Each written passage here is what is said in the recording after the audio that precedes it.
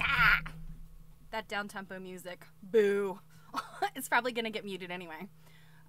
Well, we have an ad starting in about 30 seconds, but I had a little system blip, so I'm just going to get started. Ah! Who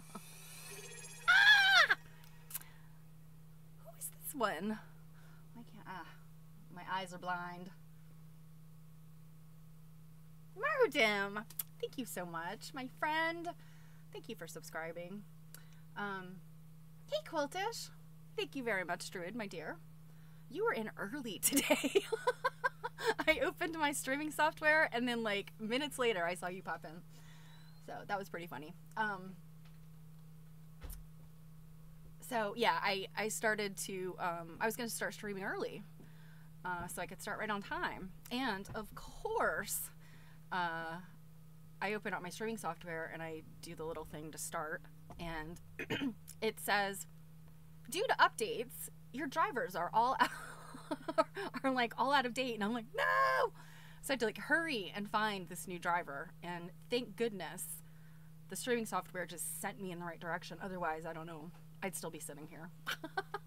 So happy Monday. Yeah, drivers are the worst. And you know, the thing is, like, I have a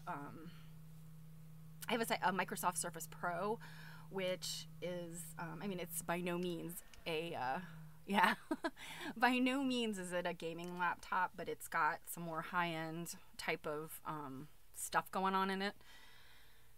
So, yeah, you have to keep those things updated or nothing works. So, I hope you guys had a good weekend. Mine was busy, but busy in the kind of ways where I feel like I didn't get much done. You know, I was working on a couple pieces this weekend. One, I'll actually show you the pieces because they're sitting on my desk right now. And I actually finished part of this probably 2 years ago. It was like mid-pandemic when I was working on this project. It is not quilting, but it is fiber related. Anyway, I'm finally getting to the last bits of it. And now I'm thinking, how on earth am I going to hang this? Because it's a series. And then photograph it. So I gotta figure that out this week, or sometime soon. This is not waiting to go anywhere or anything. So anyway, I'll show you that in a minute. And then I have been working on my piece for the Quilters Share Our Stories, or I'm sorry, Quilters Save Our Stories with the Quilt Alliance, the artist James Scholar thing that I'm working on. And so that's like that one is a kind of a really broad departure from my quilting in a lot of ways, and I'll show you that in a second. So that was what my weekend was, and it's kind of cruddy weather. You know, it was supposed to be really nice this weekend, and it was like warmish, but then it started raining, and it wasn't supposed to rain. So I was annoyed by that. And then of course today it's pouring. So, you know, typical kind of stuff, you know, for spring. So I really shouldn't complain because it's spring. Rain is better than snow any day. And I'm so sorry for those of you that are still getting snow, even though it's spring. Let's see, what was I going to say? I lost my train of thought for a minute. So one important thing, even though it is April Fool's Day, no fooling, I have Dunton loaded up for you guys, and I'm going to give you a link. And this will be available until the 7th. Is that Saturday? The 6th. You know what? The 7th. We'll make it the 7th because that'll give you the weekend if you don't get to it this week. So that link, copying it now, I'm putting it in the chat. This is the only place you're going to get it. I'm not going to advertise it broadly, but it's bit.ly/Dunton Cake. I know some of the back ends of my links are sometimes not very creative. But Robin, get the dishes in the dishwasher. Absolutely. Yeah. Oh, you had a white Easter. Oh yeah, you're at elevation, aren't you? So sorry for that. Yeah, we're probably, knock on wood, we're probably not going to have any more days that are cold enough for snow. So anyway, So go watch my Dutton presentation. It is from the AQSG Winter Seminar, and I get to keep the videos, so I can do what I want with them. So I am offering that one to you to view. I did cut off some bits of it right in the beginning, so like the chit chat in the beginning, you guys wouldn't have cared about that anyway. But at the end, there's some Q&A, and I cut it out, and the reason I did is because some people's names are specifically identified, and, you know, I mean, it wasn't like a public presentation, so I wanted to just be respectful of those people, and, you know, they don't necessarily want to have their names called out in my presentation, so, anyway, so, I guess ordinarily I would say don't share that link, but yeah, share the link with people like other quilt nerds, other quilty cake people. Please don't post it anywhere, of course. Just because, you know, I'm going to keep it special for you guys, and then I want to make some money off of it. So, but I look forward to hearing what you think if you get a chance to watch it, and I hope you do. So yeah, and of course, once you get to the end of it, if you have questions, my contact information is in the presentation, so you can reach out to me, and of course you know where to find me. I'm here every Monday and Thursday. So, other top of the show important things. I am here every Monday and Thursday, 2 p.m. Eastern. But coming up, I think starting next week, my schedule gets a little crazy for April because I'm traveling. So I think it's going to be wonky for a week, and then I'll be back for a week or two, and then it's wonky again. So next week I will probably on Monday announce some schedule changes just so that you'll know. And because I'm traveling, there's going to be a pop-up. It might be Thursday. I don't know yet. So yeah, well, I'll communicate all that to you. And then of course, Jill and I do quilt nerding on Tuesday nights. And right now it's kind of been like a book club, even though we're doing other stuff. But if you haven't been watching it and following along, check it out, because we do like an hour, maybe an hour and a few minutes on Tuesday nights. It's 8 p.m. Eastern on YouTube. And if you just search Quilt Nerding on YouTube, I can probably put the link in here, you'll find it.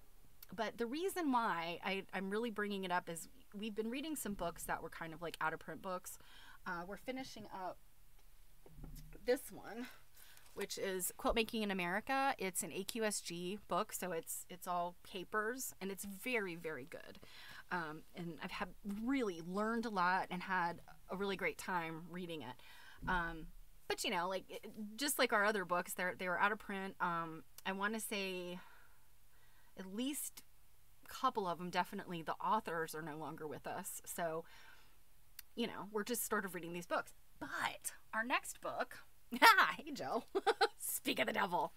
Our next book is this one, Antique American Needlework Tools. And I may have mentioned this book before. It is a fantastic book.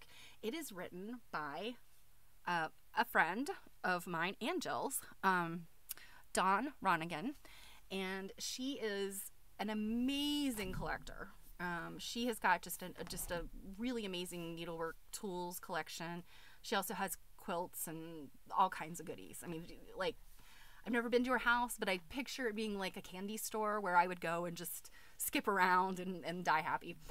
So anyway, but a lot of the tools in here are from her collection, and they are so fantastic. But what is even, well, I don't want to say what's even better than the book, but it might be even better than the book, is we get to talk to Dawn.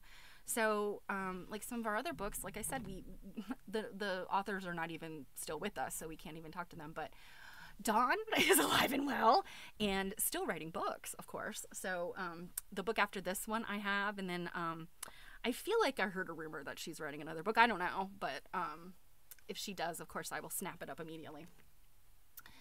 But if you are interested in reading this book, whether you hook up with us on Quilt Nerding or not, she is on Etsy, and you can, if you buy her book, she'll autograph it for you. And she is Collector with the Needle on Etsy. So let me only put that in there.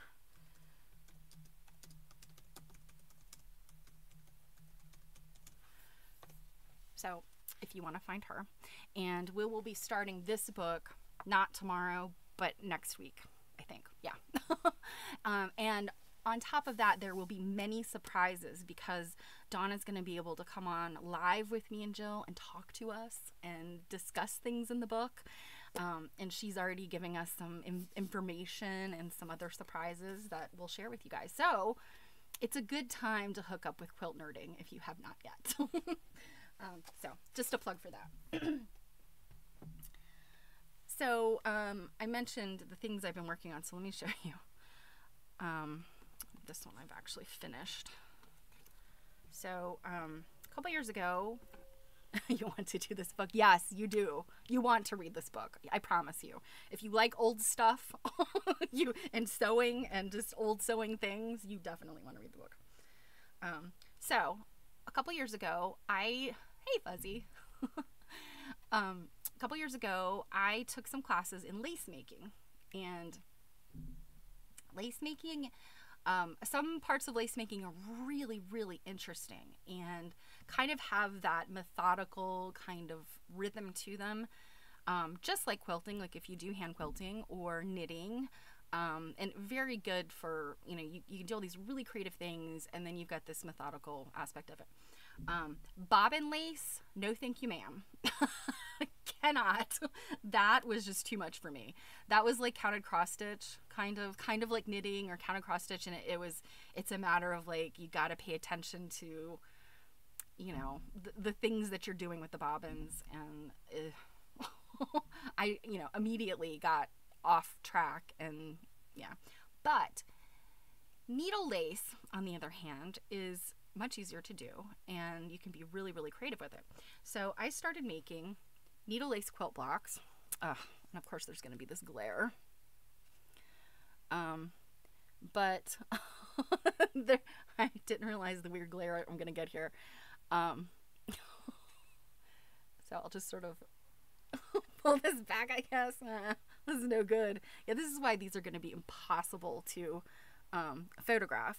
But anyway, it's layers of plexiglass and these needle lace quilt blocks. Good Lord. I can't even get it so you can see it. You see this one is like kind of an Ohio Star. Or no, is it Ohio Star? Anyway, they're needle lace quilt blocks. And then there is text.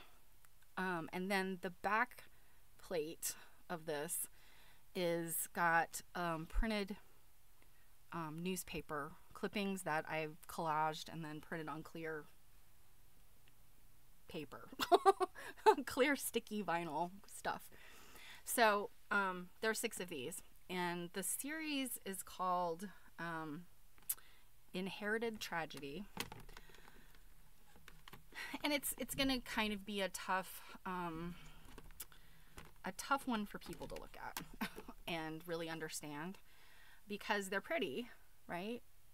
This one shows up a little better, and blue painter's tape is just the best.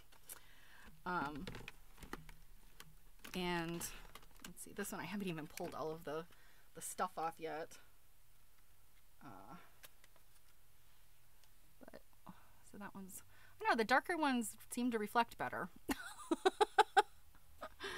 But anyway, so Inherited Tragedy is about members of my family, some of them contemporary, who have basically killed or injured people. Thank you so much, Plug Quilt. Yeah, Jill, it's a current project from the perspective that I'm still working on it, even though I finished all of the lace and the embroidery. It's probably going on 2 years now, about a year and a half. But and if you looked at my Instagram this weekend, I posted this obnoxious thing about the word juxtapose or juxtaposition. But the idea behind this is sort of putting pretty things with horrible things.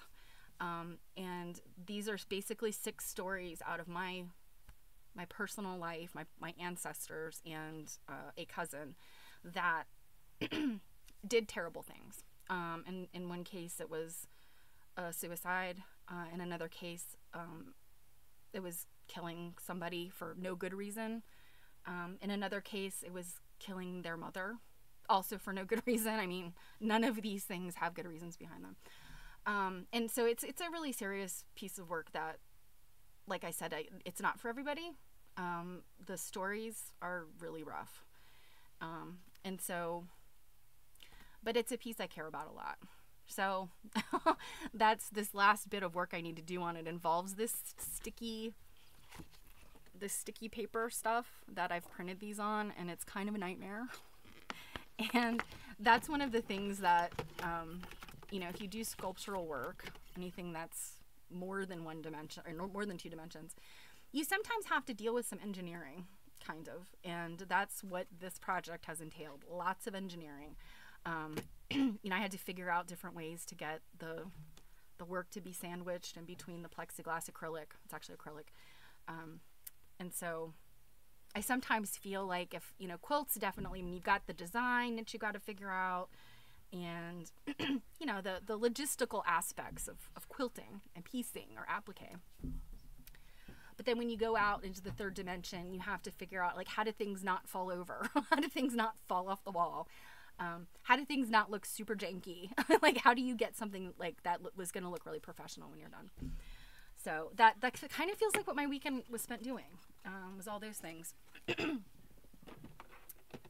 And the other piece that I'm working on, the Quilters Save Our Stories piece, is, I think I said, a very, like, vast departure from what a lot of my work. And, you know, I do a lot of handwork, and I do a lot of applique, and hand applique, of course.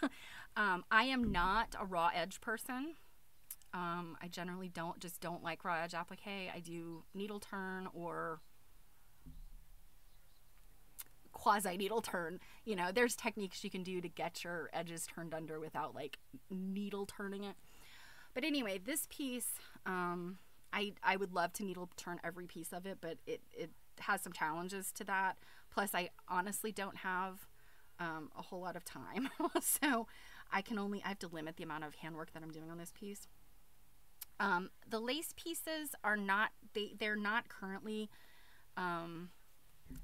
set to go anywhere, but I want to get them finished and photographed so that I can submit them to something. So yeah, and then I want to make some more lace pieces because I really enjoyed the needle lace, and I like the idea of combining needle lace with quilted stuff. So anyway, this piece, and I need to show you guys the sketches, because I feel like showing you this, you're going to be like, huh? But essentially, it's going to be this sort of long strip, and it's going to be a Mobius strip. So it'll be like this with the twist in it. And the bottom pieces of it involve typewriters. I have these two wonderful Smith & Corona coronets from the 70s. They're electronic in that you did have to plug them in, and I think that's the way, like, the carriage would run back and forth, and those had a tape, that, like a plasticky tape. It wasn't that, like, fabric-y tape that older machines used, or older typewriters. Anyway, I thought they would be really easy to take apart. And so that was the other piece of my, my Friday and Saturday, was trying to get some of these pieces taken apart, because I need the keys and I need the outer shell of the typewriter. I don't necessarily need all the guts. So, yeah, that's just been a feat of, I guess, reverse engineering. There were a couple of moments where I really wanted to take a hammer and just start beating the innards of this thing. You unscrew every screw you can see, and the thing is still, like, you're shaking it won't come apart, there's probably some poor, like, typewriter engineer just rolling over in their grave. So there was that. But, I started laying this out, and there's a lot of white going on here, I apologize.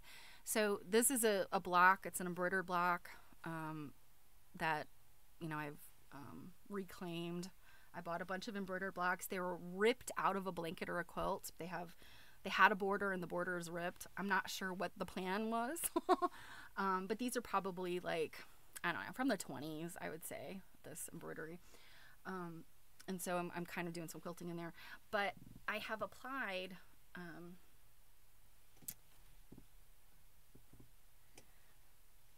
a christening gown to this backing. And, you know, this is something I've never really done before. And so, you know, I'm stitching through all of these layers to get... Yeah, we're in the 20s now again. You know, it's funny. Every time I say turn of the century, I'm like, you know what? I should probably... We're kind of getting into that point where I have to say turn of the 20th century, you know, meaning 1900, because, I mean... We're 24 years in to the turn of the new millennium, right? So, but so I also have all of these stars that were completed, you know, sometime in probably the 80s or 90s. And they are kind of going all over this. So I realize that it's weird. You're not seeing a lot here. You're probably not getting much from this, but I'm hoping to have some better things to show you soon. This is also the other side, where I've got these grandmother's flower garden pieces or hexie pieces that are never going to work out because they did not use English paper piecing.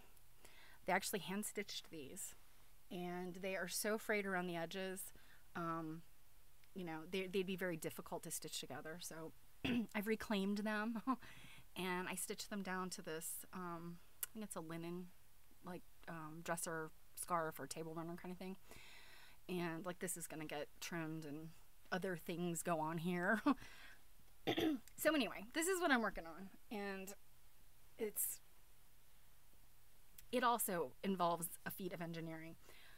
To get it to stay upright, I'm going to put some boning in it, in the binding. Basically we'll have boning, and then it's going to be mounted. The two different sides are going to be mounted with a product called well, it's by Bosal, the one that I happen to have. I think Pellon makes it too. It's basically like a foam, kind of like headliner foam, like in cars. And I think that's going to have the right amount of like stiffness without it being like really rigid. There's a heat activated one that is like rigid. And I thought about that for a little bit and I thought, no, that's not going to have that's not going to have the right look. So, so I've ordered some, steel boning, some very narrow steel boning. Because what I had in my old, when I was doing historical costuming, what I had was I think too wide, and we'll make it like, and then I've also ordered some, a plastic, I guess it's plastic boning that you can literally sew right through it. And, so I'm going to try that to maybe use that as sort of struts. I feel like I've learned some things from the Baltimore, bridge collapse. The key bridge collapse. I'm thinking, well, we have to do something different structurally here. So yeah, that's what I'm working on. And it's sort of been all encompassing because I have a deadline, and you know, deadlines you just plow through. Oh, I love that Marodim. Oh, I'm glad it speaks to you. That's awesome. Druid, I know you said something dastardly about handwork. Hand sewing. One French knot. You couldn't do another. I get it. I understand. Sometimes it's difficult. I sometimes feel that way about machine piecing. I sometimes feel like I'm like, I can't get, you know, I can't get a scant 1/4 inch, or I can't get things to look well. So I'm the complete opposite. I think about pulling the machine out and I'm just like, I don't wanna. So now, and I wanted to mention the quilts that are behind me. So we've got this. This is actually a top, and it is on my list to get this bad boy quilted. And I think I'm going to do some big stitch quilting. I'm calling this the Cranston Nightmare because it has got literally every Cranston print I think I've ever seen. And I don't think Molly is here today, but I'm gonna have to take a picture and let her know about this because she's a big Cranston fan. We talk about Cranston fabric a lot, and yeah, this just Cranston and VIP fabrics galore. And I think that they're all in there. There's a couple that are not in here that I knew my mom always had, but everything else it's there. And then this one, I pulled this out. It's been a while since I've looked at this quilt, and I love the way it looks. It's such an interesting looking quilt. It's double knit polyester. Somebody gave it to me, and I really need to wash it because I think it's either got cat or dog hair all over it. And I thought for a while, I was like, did my cat sleep on this quilt? And I'm like, no, I haven't washed it. Somebody else's cat was sleeping on this quilt. But it's got some really, really great double knit patterns that I've never seen before. These kind of very fine ones. And I suspect that this one is probably, this is a little bit older. You typically when you see the double knit polyester, you think, oh, 1970s for sure. I think this one might be late 60s, just based on some of these pattern, or not necessarily the patterns, but the fabric itself. I feel like I've gotten a feel for polyester because my grandmother had so much of it. But anyway, this one is tied. And what I found was funny when I was folding it up recently, refolding it. Oh, look at this. I'm just noticing this. I don't know if that's going to show up very well, but it's they're little bow ties. Cute. So anyway, the way when this quilt was tied, and and this is a well-loved quilt. It has definitely been washed many times. It's it's the yarn is very bubbled together or whatever. Oh yeah, many leisure suits. But what's funny, if you've never tied a quilt, the method I learned, and I kind of assume like this is the preferred method, is you lay your quilt sandwich out and then you thread a really long piece of whatever you're tying with, so string, yarn, whatever, and you do your little tack stitch. So it's like you'd go make a stitch and then make another stitch, and then you just go to the next spot. You don't cut yet, and in theory you're going far enough that you'll have, you cut that in the middle and you'll have the two pieces and then you tie them together. And it's obvious that this quilt was done that way because there is one section where they never cut. And I think I had to fold it over to get this up here, so I can't show you, but it's so funny. They never cut it, and this thing has been washed many times and still has that string up there that's completely attached. So I thought that was funny. Like, why wouldn't you ever cut it? I guess either it didn't matter or they didn't notice. But I think they did a really great job matching up, turn this down a little bit, finding fabrics that match, because it's a 4-patch. So they're all a solid with a coordinating print. And they just did a great job matching them up, even though the quilt is kind of, it's not super inspiring to look at necessarily. It's, it's a 4-patch. I love patchy too. I like 4 patches and 9 patches. But yeah. So yeah, I would say polyester quilts besides Sue quilts are probably my next favorite thing. Because they're from just a very specific point in time, just like Baltimore album quilts, like the real Baltimore album quilts, are the ones that people who study Baltimore album quilts have said are the real Baltimore album quilts. They were just available during this being made during this very small period of time in Baltimore from like 1840, I want to say it was 1845, 1846 to like 1850, so I feel like polyester quilts are kind of the same. Obviously, they're not as well sought after as a Baltimore album quilt, but they too are from this like very specific time period. Nobody wears double knit anymore like this. You know, you can, I would say some of the junk that you buy online, clothing kind of stuff, is like a polyester double knit, but it's not this stuff. This stuff had like a real specific manufacturing timeline, I think. Anyway, so that's all these things. Next, we are going to read. I thought it might be good to get back to some basics. I haven't really done a book reading in a while. And I know I said Avril Colby was a little bit of, I don't want to say a snooze, but she was, you know, she was Avril Colby. She was very British. But I want to get back to Florence Peto. And so American Quilts and Coverlets is a very short book. Let's see. She does talk about some of the things that she talked about in her other book. But this has got really good pictures in it. Almost all of them are black and white. I think there's one or two that are in color. But there are some amazing things in here. One thing is not in the chapter we're going to read today, but I was flipping through this the other day, and I came upon, and I don't remember paying much attention to this before when I flipped through the book, but this is an amazing quilt, and it comes from, according to Florence, it comes from the collection, and it sounds like it's something from her collection, not something that she made, but the collection of Bertha Stange, who is another major quilter, you know, in the olden times of quilting. So yeah, let me see what it's called. It's called The Quilt Show, from the collection of Mrs. Bertha Stange. And so this is and it's only a detail, but I still think it's pretty good. So look at what this quilt is showing. There are all of these little women holding up quilts around this central lady holding up a quilt.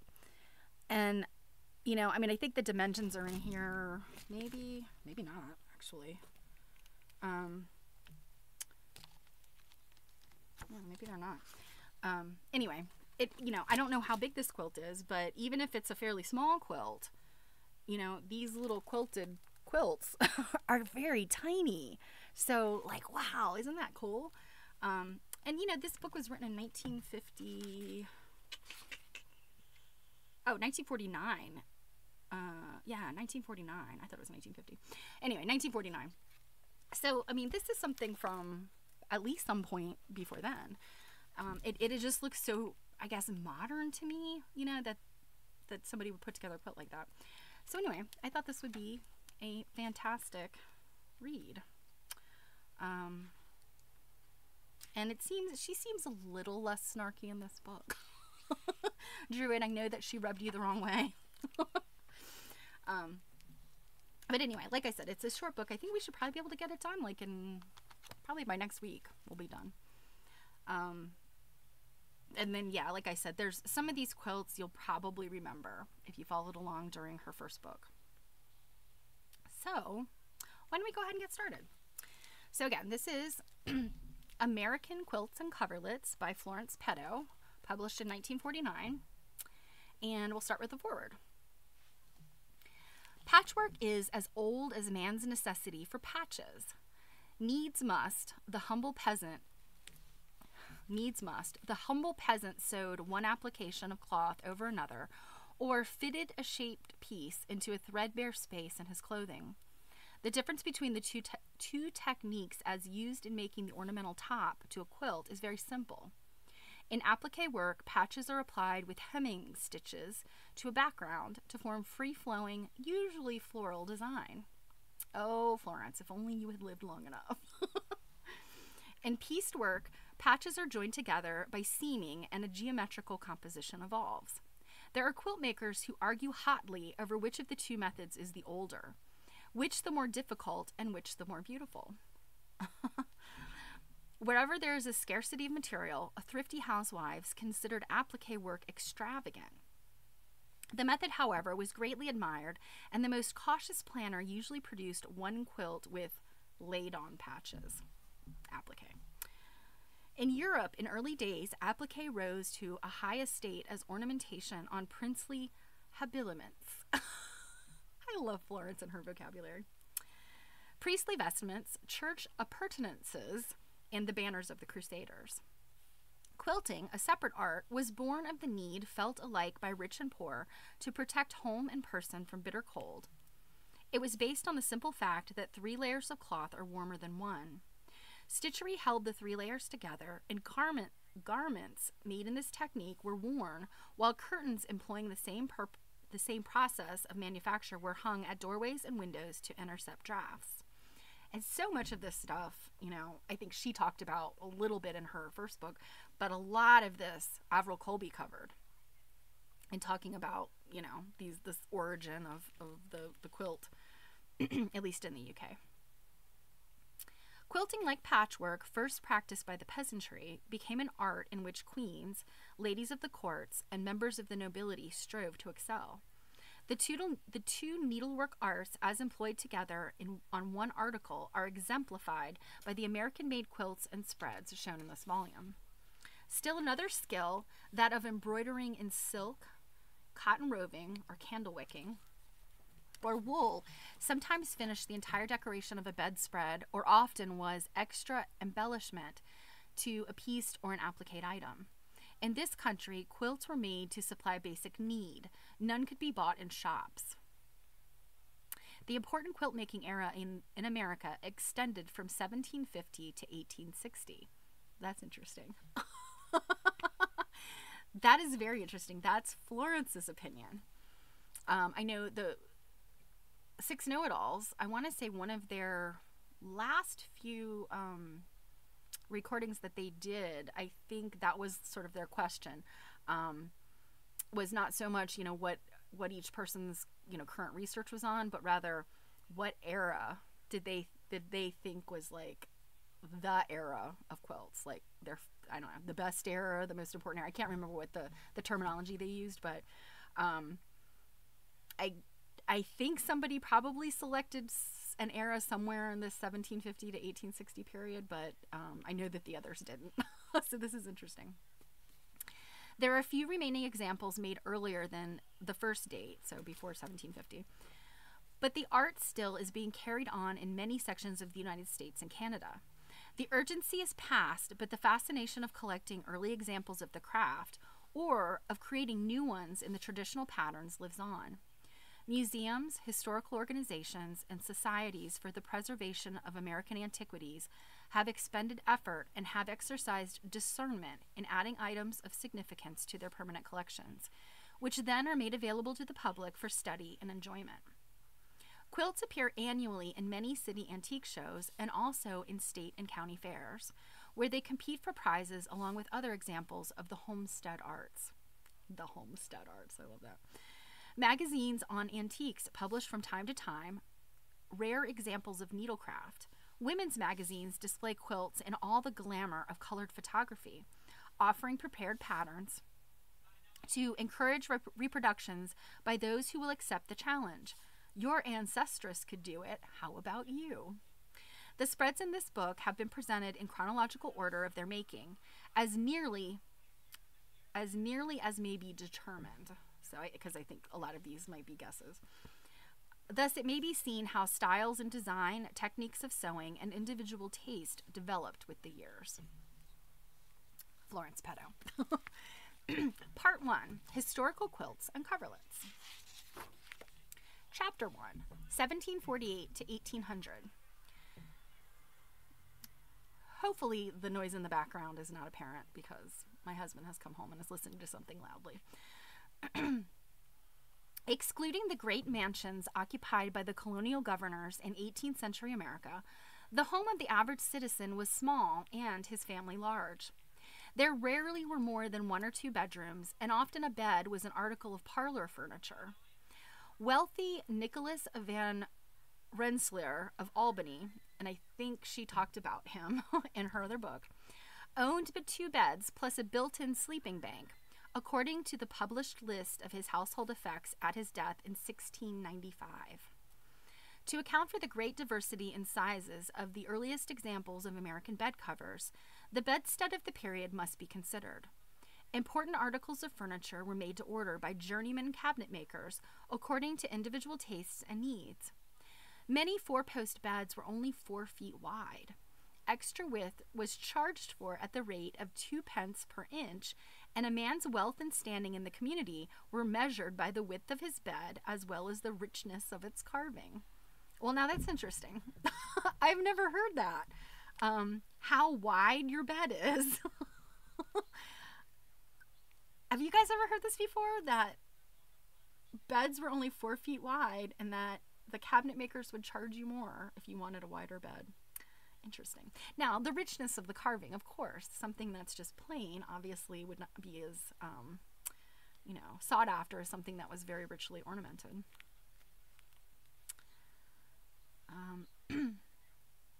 There were field beds, low 4-posters, wide and high 4-posters, and the slaw bank, or built-in bed, which was a feature in the homes of the early Dutch settlers in New York State and New Jersey. I wonder if she's going to explain this, because a built-in bed, I'm guessing that's just, I guess like a built-in bookcase. It's just kind of part of the wall. I don't know. I'm picturing like a Murphy bed, but I don't think that's what it is. And I'm wondering if this is something that the Dutch brought, or is this something that they developed when they came here? Who knows? Maybe she's going to tell us. When there was a wide and high 4-poster, mother, father, and the youngest infants slept in it. Other children were tucked in the trundle bed, which in the daytime was pushed under the big bed. Still others slept on feather beds arranged on settles. I'm guessing that's some kind of pallet or something, or a cot, I don't know. And servants were satisfied with straw pallets spread on the floor. Neatness was attained in the morning by piling all the extra feather beds and pillows onto the mother bed, and it took a counterpane of noble proportions to cover all. Now that is interesting because, we heard Dr. Dunton, Marie Webster, and Ruth Finley all talked about how you needed big quilts because you had tall, high beds. And the tall, high bed is because the feather beds. But it's interesting that she's saying that it was during the daytime when they all get moved to the bed versus them always being on the bed. I guess I never thought about it, that they maybe would be taken off the bed and multiple people using them. Another interesting thing. Frequently, a valance, which matched draperies and curtains, was sheared on a cord running around the bed. Then, only a small counterpane was required to cover the top.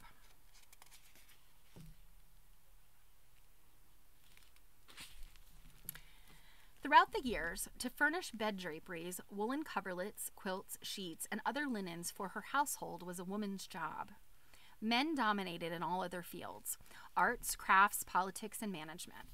Needlecraft alone belonged peculiarly to women. From flax grown and sheep raised on the home plantations, they spun the thread, dyed the yarn, and wove it into materials both coarse and sheer to be used for domestic purposes. I really wonder, I would love to see how sheer they could get fabric, from home spinning and weaving. That would be interesting, because I don't know. In my mind, I just see sheer fabrics as being something that, is more, fine fabrics like silk, or something that is factory machine made. From England, Wales, Holland, and other continental countries, women had brought to their new homes sturdy hearts, dexterous hands, and the memory of colors and forms that had been part of the old world culture.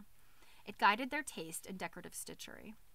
In cities and near large settlements, there were expensive schools for young gentlewomen, which advertised instruction in all sorts of fine needlework, turkey work, quilting, and embroidering in a new way. For the most part, the average housewife followed her own inclinations, achieving vigor in her handwork, and with surprising frequency, a delicacy and charm which must have been the result of fine feeling rather than formal instruction. It was a generation-to-generation affair. Mothers taught daughters, and it was required that every female of tender years and decent upbringing learn to spin and do a daily stint with the needle. every female of tender years and decent upbringing. The process did not always produce an artist, but every woman acquired facility with thimble, needle, and thread. The reason for the generally good condition of the few spreads which have survived from revolutionary or pre-revolutionary times is that they were the best quilts and counterpanes, had been used only on festive occasions, and had been lovingly cared for between times.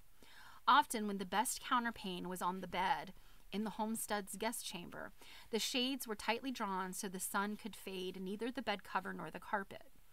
A best quilt would have been fashioned from new and sturdy materials, homespun, hand-printed linen, English chintzes, and calicos. It would have been the bride's quilt, and on it would have been expended the greatest workmanship of which the maker was capable. It was a poor or lazy girl who did not have at least 14 quilts to her credit at the time some young man took notice of her. Don't you love? Florence just puts it right out there. The poor or lazy girl who didn't have at least 14 quilts. At the time some young man took notice of her. Quilt tops she would have been piecing from the time she was a tiny child.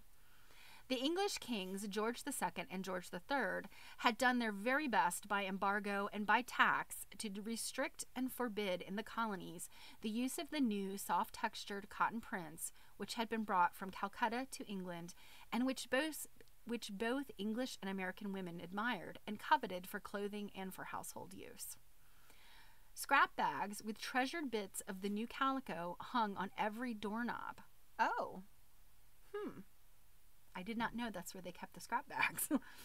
But handsome as the material was, the reliable indigo barrel still stood beside every kitchen door. That's interesting. I wonder what she means by that. I'm guessing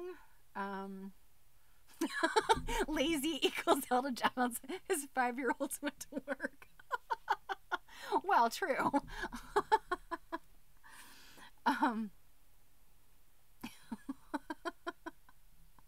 Yeah, I mean, I think younger than 5, right? They learn how to stitch when they're like 3 or 4. So it sounds like she's saying that like indigo, I guess, if you had some material that needed, you just tossed it. So this indigo barrel stood beside every kitchen door. Linsey Woolsey. Now, if you've been with us for with Jill and me for the book that we're reading, Quilt Making in America, there was a great paper by our friend Mary Kay Waldvogel about Linsey, which is not to be confused with Linsey Woolsey, but is actually linen cotton, possibly. It's a very interesting, like very, very regional type of fabric that these quilts were made out of. And it was really interesting to me to read about that because Linsey Woolsey has also been one of those fabrics that I think gets talked about, and I just didn't and still kind of don't know a lot about it. But Linsey Woolsey would be linen, probably linen warp wool weft. So Linsey Woolsey, the household staple, strictly a home product, was stiff in texture and limited in color, but when dyed a rich dark blue, quilts of this material were practical and almost imperishable, but they were not gay. 2 layers, one of blue and another of buff, which I'm assuming would be the natural sheep color of the wool, enclosed an inner lining of softest wool. The whole was held together with quilting done in loosely spun linen thread. Quilts of this type survive and are in American museum collections. So, yeah, I'm trying to think. I mean, I've certainly seen quilts in, collection catalogs and stuff labeled Linsey Woolsey, but I honestly cannot say that if I've seen one in person that I could identify it unless, now you're correct. Yeah. Natural linen is also buff colored. But I would assume that, it's got this very specific texture. And from what I understand, Linsey, the other type of confusing fabric, also has like a very specific type of look and texture.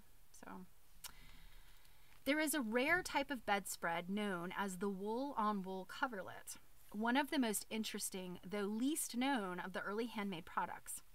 To date, a little over a dozen of them have come to light.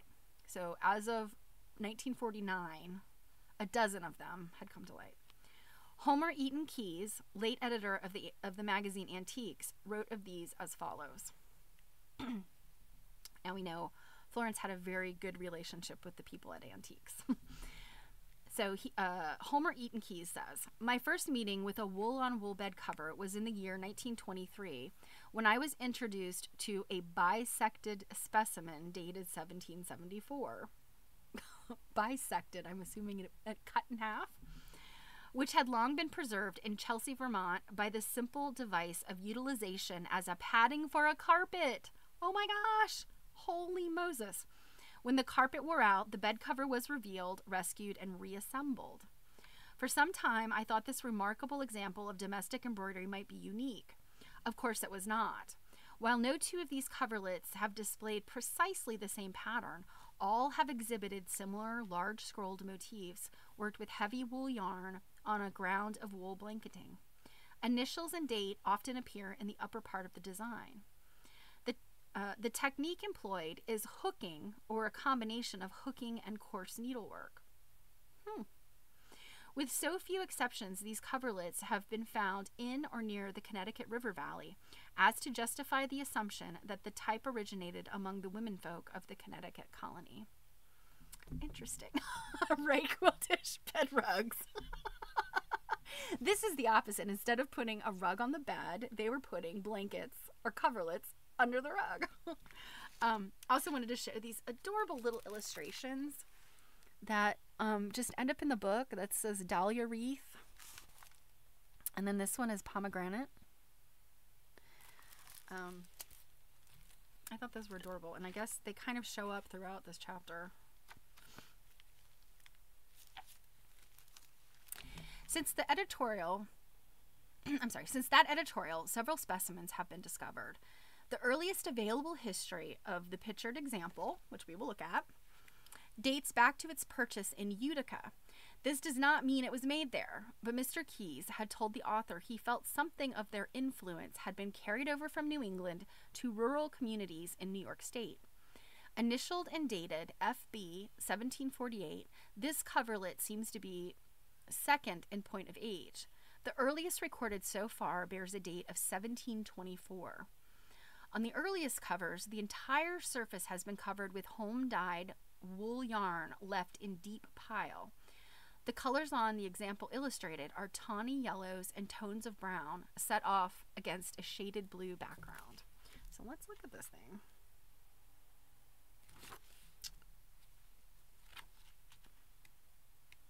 Well,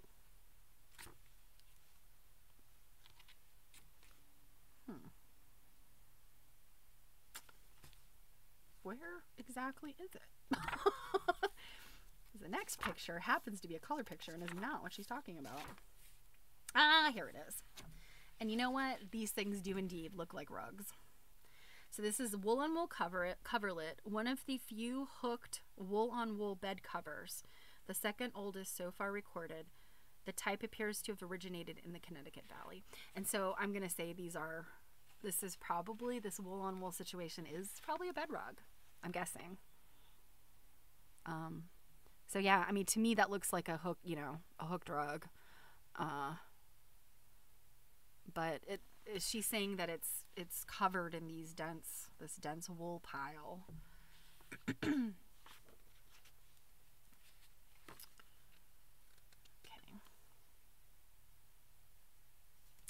Oops. During the Revolution, when men were at war, women took over the job of dyeing. And she means dyeing like with color, not dyeing like... And in spite of what sounds today like carefree directions, became expert at it. It is a wonder any yarn or cloth came out twice the same way. It probably did not. And you know, it's funny. Now, she's talking about a time, this is like way back, obviously, the Revolution, right? So the 1700s. But, you know, think about some of the quilts we looked at that Jill had on Thursday. There were several, I think there were two, in fact, that I commented. The two different greens were definitely, you know, different. And, you know, it looked like in some cases one was a very bluish green, one was a very yellowish green. And so it's kind of like, you know, the blue washed out or the yellow washed out, or that just happened to be the dye combination made a yellowish or a bluish green. So I think, I mean, we really do, even with like, well, I guess with the chemical dyes, the ones that, you know, came about, you know, throughout the 1800s, I guess you would get a more standard, you know, dye from batch to batch. But I think anything that uses natural or variable types of dye would you know, you have the I mean, what she's saying sounds absolutely true. Old-time recipes contain a recurring phrase. The dyer was directed to boil well, stir, dip, air, add a little of this and a handful of that to suit your fancy. Isn't that how all recipes, olden times? Homespun dyed in the process, known as blue resist, one of the oldest known styles of applying pattern to cloth, was used to decorate the spread on the Dutch-style built-in bed of the Schenk House, now in Brooklyn Museum. So we actually, I think we looked at a few things related to the Brooklyn Museum. And we know what a built-in bed. Okay, all right, you guys didn't like this. This is what a built-in bed looks like. It looks like a window seat. It looks like a giant built-in bookcase. Looks like there might be a cabinet underneath there, or maybe that's just decorative, you know, decorative wall paneling. But then this is the, oh, isn't that pretty? What a pretty toile. So that is what your built-in bed looks like. Blue resist bed cover. Oh, well, wait a minute. I'm sorry. Those aren't the same fabrics. Let's look again. So the top one is a blue resist, whereas this one says it's pink on white. So it's not the same as on the bed. Interesting. There were several resist processes. The one easiest to understand consisted of applying to fabrics in desired patterns a gum or paste which had the property of resisting dye. When the treated cloth emerged from the dye bath, either the background of the design or the design itself, according to which had received the application of paste, came out white or whatever color the cloth originally had been. The pictured example, handsome in design and rich in color, was made by Catherine Schuyler and is one of those for which the Hudson River Valley is justly famous. It certainly is the result of no casual prescription. Another type of whole cloth spread, which followed the hand-blocked linens and chintzes, were the ones made of textiles printed by means of engraved copperplate cylinders. The material was called toile de joie, or toile de joie. My French is very bad. After the place of its origin in France, about 1797. The earliest were monotones, pink, blue, brown, and puce. And if I remember correctly, is puce green, or is it like a purpley color? I can't remember. There's something about the word puce that sounds green. And for some reason, that's why I'm thinking it might be purpley. I'm not sure. Somebody look it up if you're near a computer. The designs were pastoral, historical, and mythological, with many that showed opulent bird and flower groupings. It's an abysmal pink purple. Okay, that's what I thought. It's like a barfy pink purple. Even though for some reason, I don't know why, the word puce, it sounds gross, but it seems green to me, like this horrid green. But instead it's a horrible pink purple. Complete suits of bed curtains, bed cover, canopy top, window draperies, and chair covers of pink and white toile in Georgian pattern were in the inventory of household effects of one Jeremiah Miller of Sagaponack,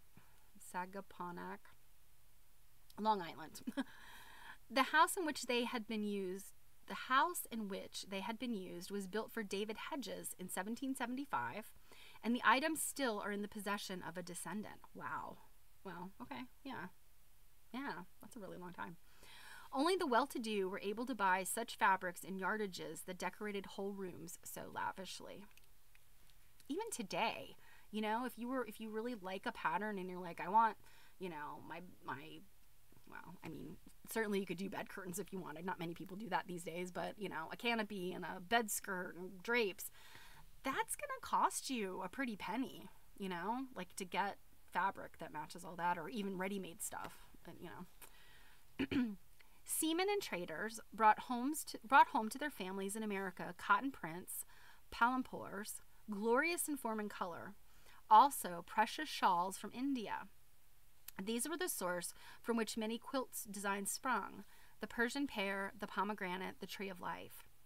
The white candlewick spread, which we will look at in a moment, shows obvious Eastern influence in its tree of life arrangement, with characteristic unbroken line to which each flower, fruit, and leaf is attached. In Oriental art, this symbolized the life eternal. So let's look at that one.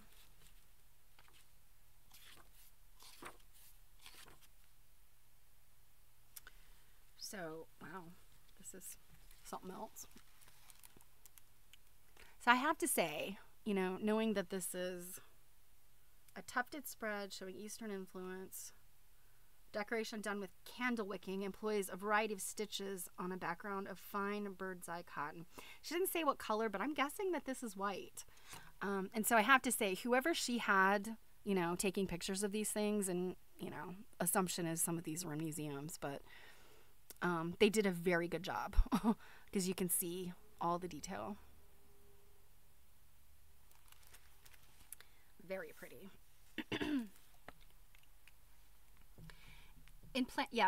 So I think it was white. In planning the decoration for any white spread, whether the process involved quilting, tufting, or embroidering with candle wicking, there was a demand on the imagination as well as skill, for without the aid of color, form became doubly important.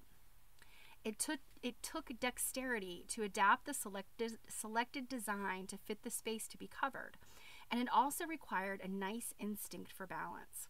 You know, this is something that I had never really thought much about, as far as fitting, you know, and she here is specifically talking about candle wicking, but also quilting designs. You know, you can buy those like pre-printed or pre-cut plastic templates, you know, that you would just lay over your quilt and mark the quilting design. And, you know, I mean, of course, long arm, I think you could probably program that stuff in maybe. But it occurred to me while I was quilting something small, probably within the last year, I kind of drew a design, and, you know, I kind of did like a prick and pounce sort of thing. And I realized that, you know, the design I drew didn't fit 100%, and it kind of drove me crazy. But it is difficult depending on your, you know, your space, your dimensions, like your borders, your sashings, your corners, all that kind of stuff. You can't always pick something like off the shelf and get that to fit. So, you know, I mean, I think that, you know, stuff I always kind of took for granted, I have more, I don't want to say more respect for, because I think I've always had respect for it, but it just really kind of like put a different spin, you know, for it.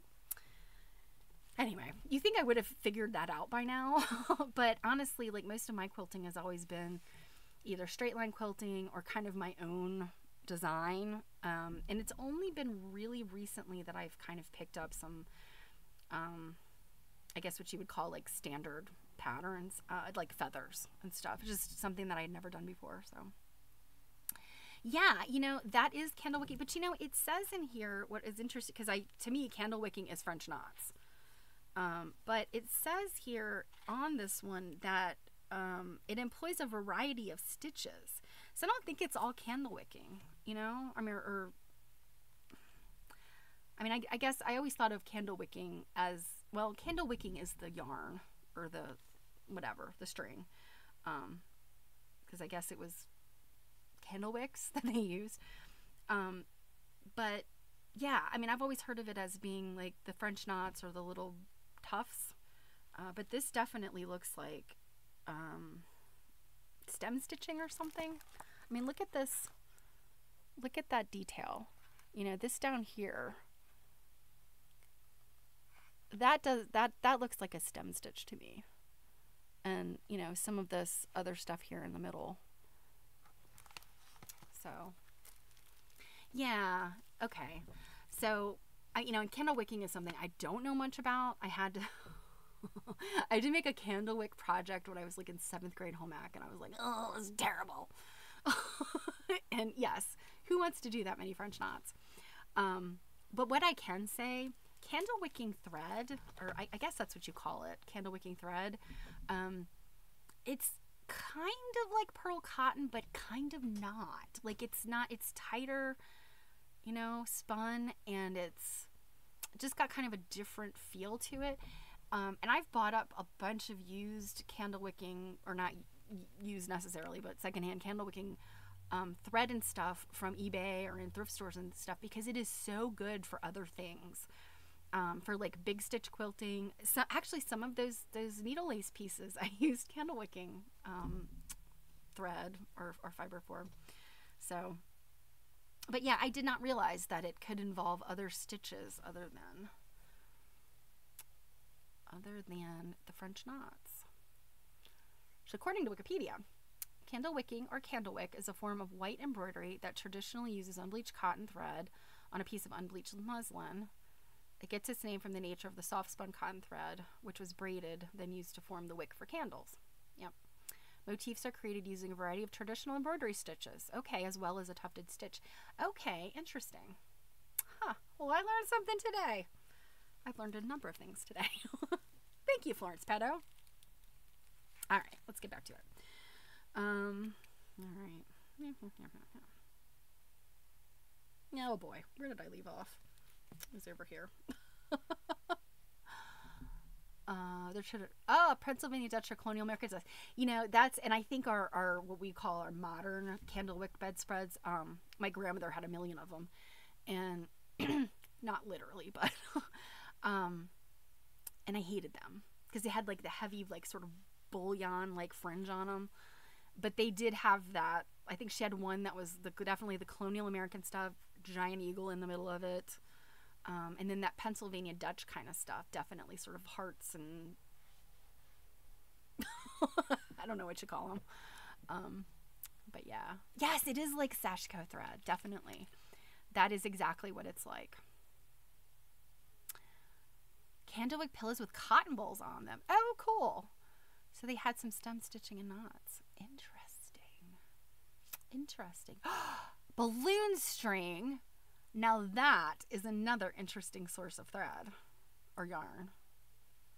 I don't know. What do you call, like, what would you call pearl cotton? Like, is pearl cotton a thread? I guess it is. So I guess those things like, very interesting. Balloon string for filet crochet. You guys are full of some interesting ideas here. So interesting. I like it. Hi, JB, by the way. All right, so back to it. How did I leave off? Let's see. Took dexterity. Okay. Remained then only hours, days, weeks, and months of eye-straining, meticulous stitchery. So basically, she's saying, you know, you've got the dexterity. Got to have the dexterity to adapt your design to fit the, you know, what you're putting it on. And then hours, days, weeks, and months of eye-straining, meticulous stitchery. Preachers extolled the woman who rose early and toiled late, thundering the warning, Satan finds work for idle hands to do. Where were the idle hands? On the pictured spread, the foundation is the pictured foundation Let me start that again.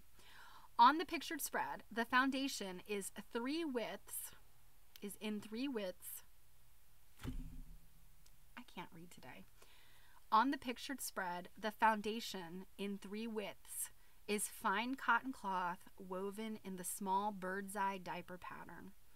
The roving or candle wicking with which the decoration has been done is in 2 weights: bullion and French knots, chain and stem, satin and seed, buttonhole and brick stitches contribute variety and interest. Interesting. Huh.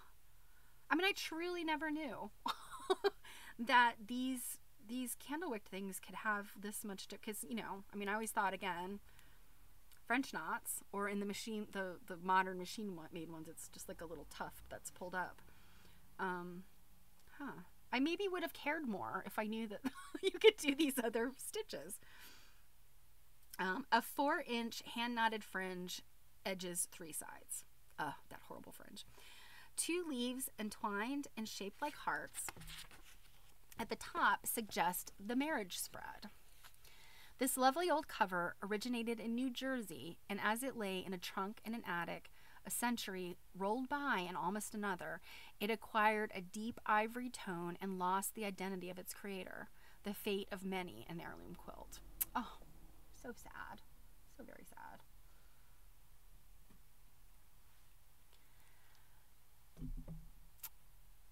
Oh, it's what a military spouse did at the officers' club at the monthly coffees you were required to host. Oh my goodness. Well, that sounds like yuck, but if you I hate having to host anything. But yeah, if you have like a project to do, well, you host these things. I like that. I think my grandmother used to host a lot of stuff, and she always had some little crochet projects and things that she did. My mom was not much of a hoster. Another orphan of the 18th century is fashioned of heavy homespun linen, age-stained. The face of this large spread alternates a simple pink and white pieced pinwheel square with one of linen, the hand-block floral pattern of which almost has disappeared. The decoration on the reverse side, and we'll look at this, makes this item both unique and important. The method of application stimulates speculation. First glance suggests stencil design, but it is thought more likely to have been decorated with a set of hand printing blocks. All right, let's look at this because now I'm really curious.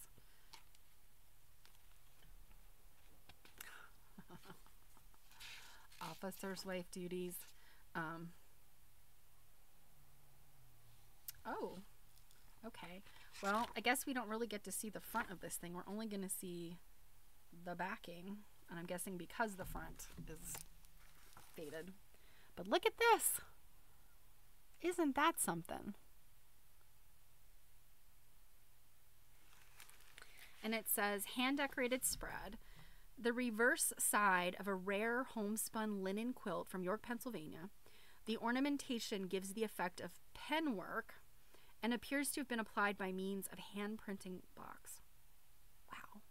Yeah. And you know, it's funny, this device in the center, I don't know if it's supposed to be like a sun, but let me turn this and look at that. It's like an eyeball. Look at that. Isn't that what that looks like? I love it. Okay. The dye used is blue-green and soft rose. It has not bled into the fabric at any point. Oh, the evil eye. Yeah, maybe. The outlines are clear and fine, with few areas of solid color. Shading is accomplished by hatching in delicate parallel lines. Narrow borders show overlapping of the pattern, but the outer border of plants in pots is evenly spaced, and the corners, often an embarrassment to a quilt planner, are well handled. Often an embarrassment. The peacock was a well-loved device of craftsmen in early Pennsylvania. The peacock eye, so we're right, the peacock eye, central motif, and the feathery green leaves with rose-tinted mid-ribs resemble the proud bird's tail ornamentation. This extremely interesting quilt was acquired in York, Pennsylvania, where it originated. Let's look at it again, because dang, I think it's cool.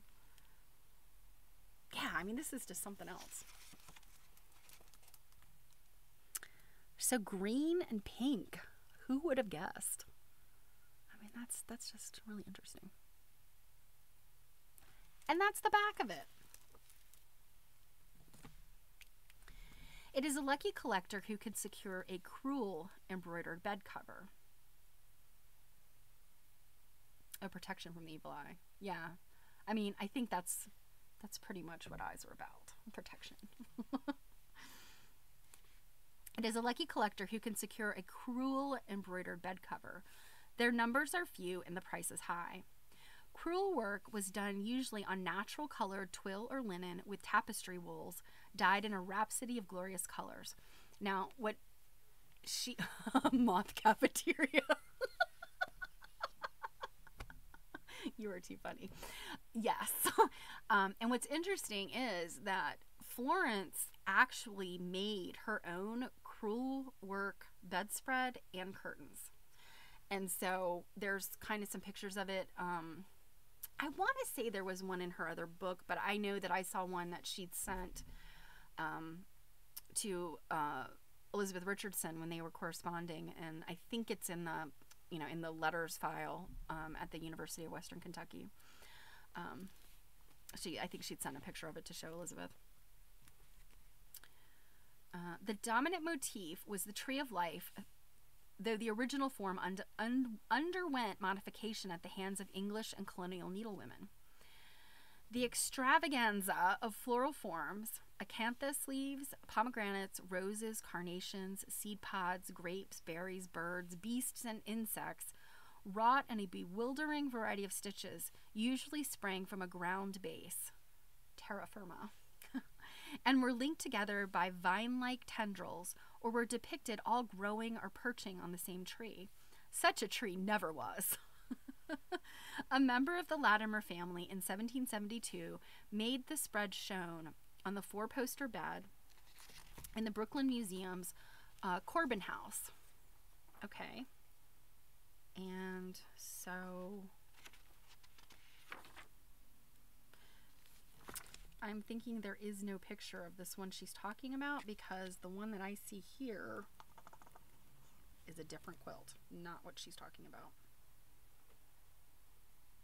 Although it is a tree.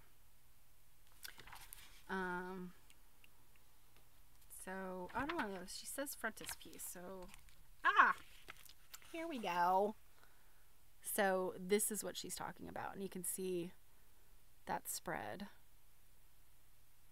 And so, with the crewel stitching, and if you're not familiar with crewel work, it's C-R-E-W-E-L, not cruel, like mean.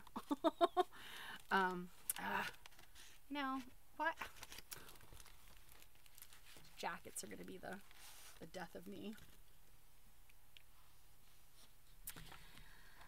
The treasure was saved when New London was burned by the British in 1781.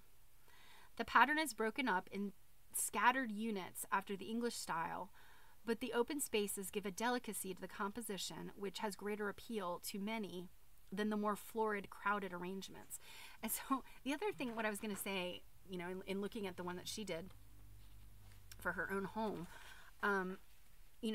crewel work, I think you really do tend to end up with a lot of white space, simply because I think the more of this wool embroidery you jam in there, I think the heavier and like the more, I don't know, like tight that the fabric gets. And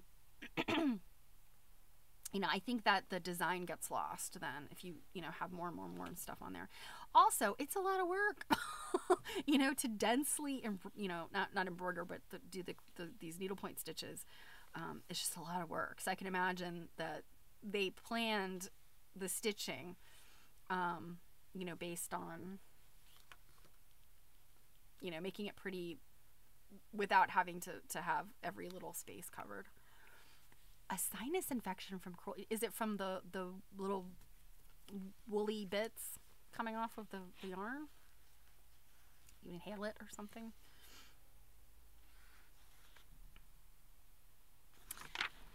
Oh, and you know what? I did not show you guys these little treasures. Wool fibers, yeah.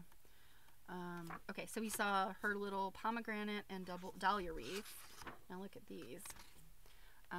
This is Rosa Sharon, which is interesting. I've never seen one quite like that, where one of the corners is the leaves of the opposite corner. Interesting. A Rose of Tennessee. It almost looks like a snowflake. And then Tea Rose.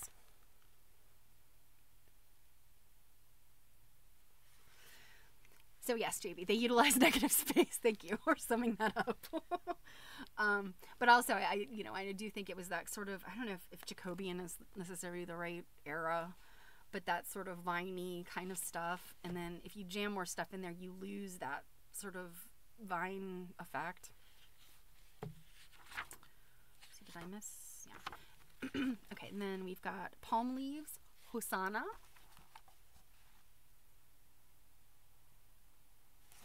And then we've got Dusty Miller. Dusty Miller, that's my drag name. I've never heard that name before, but that's pretty funny. Okay.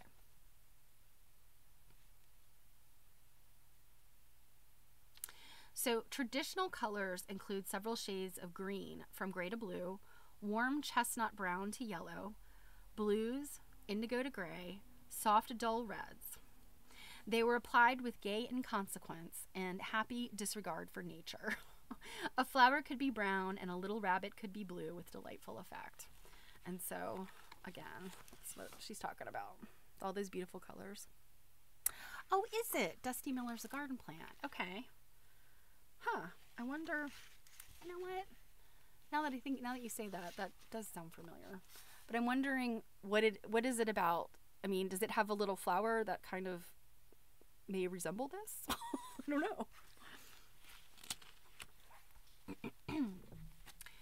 It will be noticed that the earliest spreads were planned with regard to the design as a whole unit.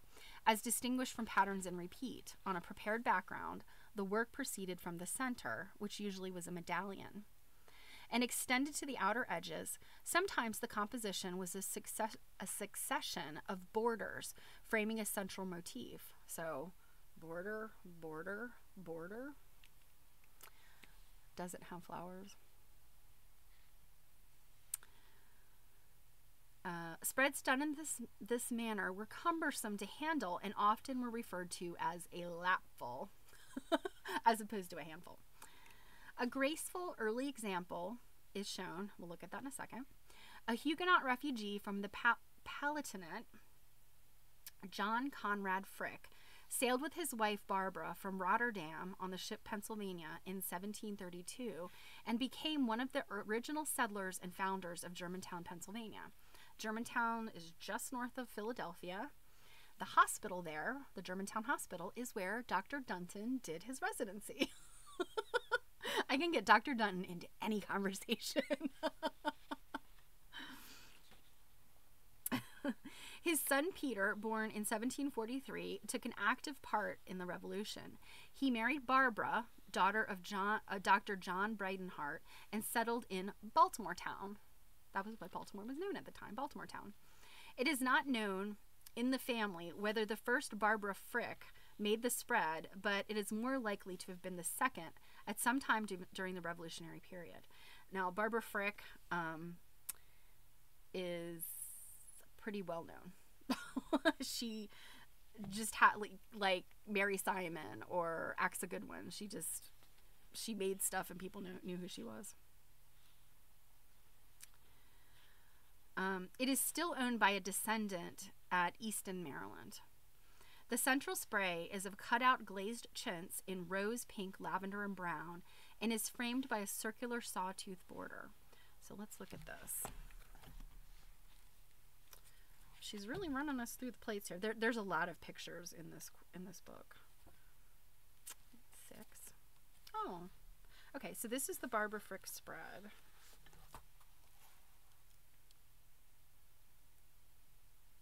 And then you can see there's a inset of it.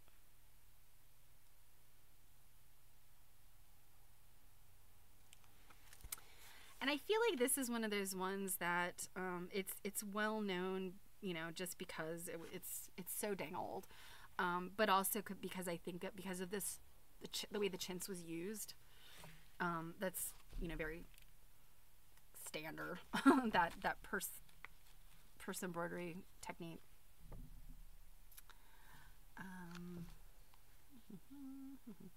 A close and finely quilted space is in turn enclosed by a bow knot and swag border of turquoise blue dotted white. Oh, I bet this is beautiful.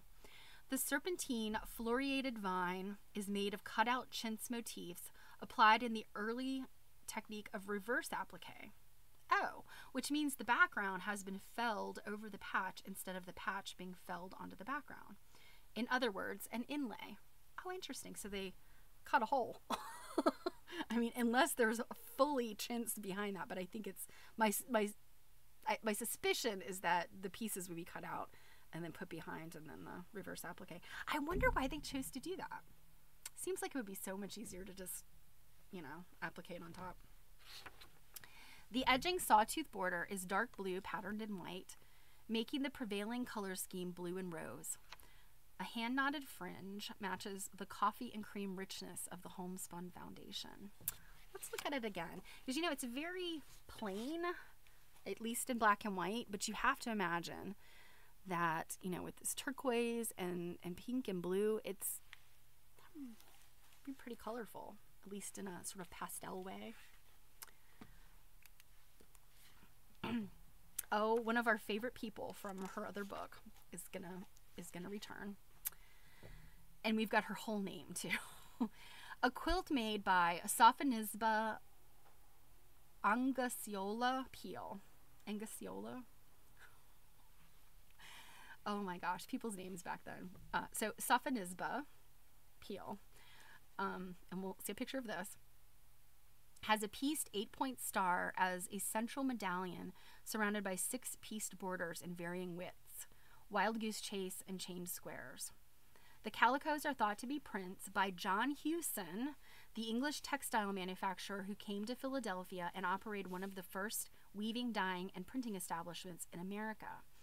Now, the story about him, remember, he had this, you know, this big, you know, fabric printing, you know, weaving, dyeing, printing operation, but he did not, to anybody's knowledge, at least at the time that this was published, and I think it's still to this day, there were no sample books from this factory.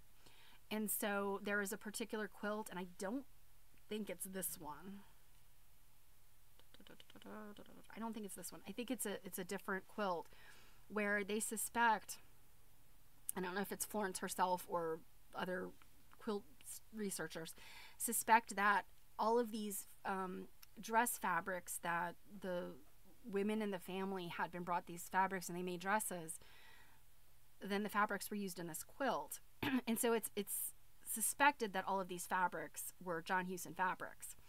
And then this quilt that is in Florence's other book kind of becomes like the factory like sample book because you know, there were so many of them. I don't think it's this person though. I don't think it's Sophonisba was the recipient. I'm gonna have to go look at the other book, double check. Okay, so let's see. John Hewson, he served on the Patriot side during the Revolution, and the British put a price on his head. The mother country had not taken kindly to the defection of her skilled craftsmen. So yeah, John Hewson, yeah, he came from England to start his business here in the U.S. Sophonisba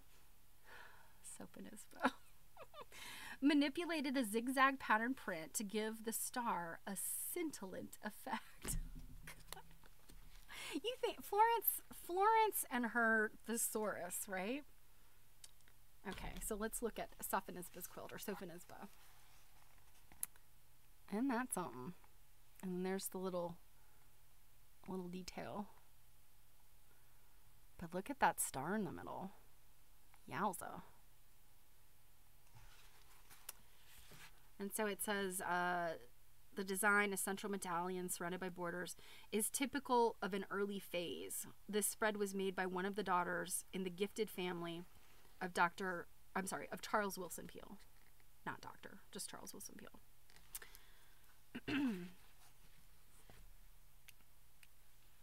So she manipulated a zigzag pattern print to give the star a scintillant effect. Applique baskets of fruit adorn corners and sides of the Wild Goose Chase border. Born in 1781, the quilt maker was the sister of Rembrandt Peale and the 10th child of Charles Wilson Peel, who had married 3 times and fathered 18 children. Oh, Charles Peel, you were busy. Rembrandt painted not only all of the American celebrities of the day, but is said to have done 47 portraits of General Washington, who, though he hated doing so, sat patiently many hours for both father and son. Interesting. But 47 portraits? That seems excessive. 2 of the Peel daughters achieved recognition for artistic ability, but of Sophonisba it is known only that she made the quilt. Aww. She made a lovely quilt. Lovely effects have been attained on 18th century spreads by cutting motifs from intricately patterned chintzes, and needlewomen who took pride in their skill never did things the easy way. No, of course not. With sharp scissors, they cut close to the design, in and out.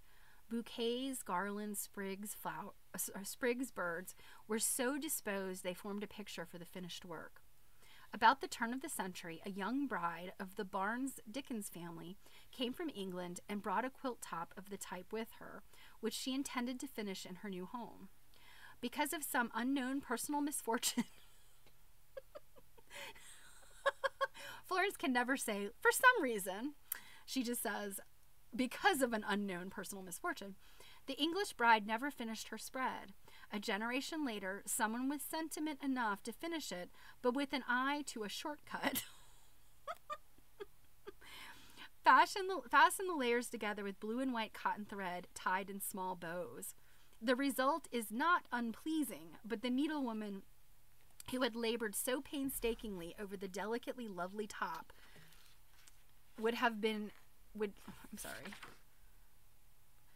painstakingly over the delicately lovely top never would have been contented with anything less than exquisite quilting. So I guess because this thing was tied, it was not good. But my gosh. Look at this thing. Good grief. This is what she's talking about. Now, I mean, we can't see up close to see about this tied situation, but my gosh.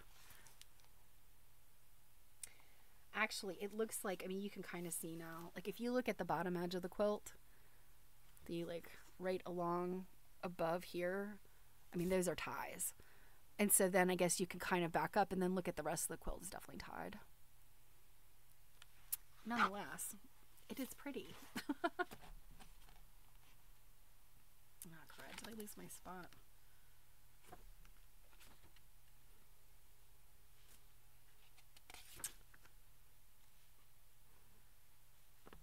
Uh-oh.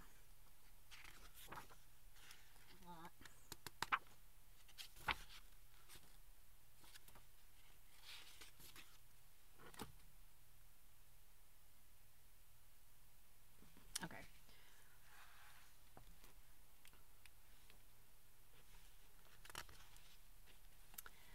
A diagonal frame of striped blue and rose glazed chintz encloses the central group, and a 5-inch wide band of dark blue sprigged with yellow and white daisies borders the edge. Blue, brown, yellow, and several shades of rose are charming against the deep cream background. Let's look at that again.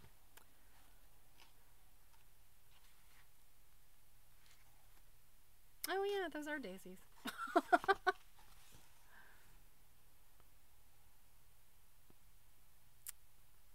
Be really interesting to see what it looks like in color. It is not surprising that by 1800, women more and more favored the convenient method of making a quilt in unit blocks and setting them together with strips or lattice work, or with alternate white blocks. In an elaborate red and white, the red aged to an indescribable rose, applique spread, unit squares have been set diagonally and joined by 3-inch wide strips decorated with applique chain loops. Sawtooth patch borders enclose the wide, undulating, leafy vine, which is the outer frame. Let's look at that one. I don't think she's going to describe anything that's not in here, that there's no picture of. Oh, this is interesting. And this is an album quilt. Not a Baltimore album quilt, but an album quilt. Gosh, look at that border. And how the vine, I love that, how the vine, in this corner, an embarrassment to the quilter. But how the vine kind of gets very pointy in the corners. I mean, that's really interesting. It's super pointy there. But, yeah. It didn't go well over here. It's a beautiful quilt, though, even with the funky corner. It says, a blue ribbon prize winner. This example of applique work at its finest shows the sheer perfection of quilting stitchery on an old ivory background. And she's called it an applique bride's quilt. But very pretty.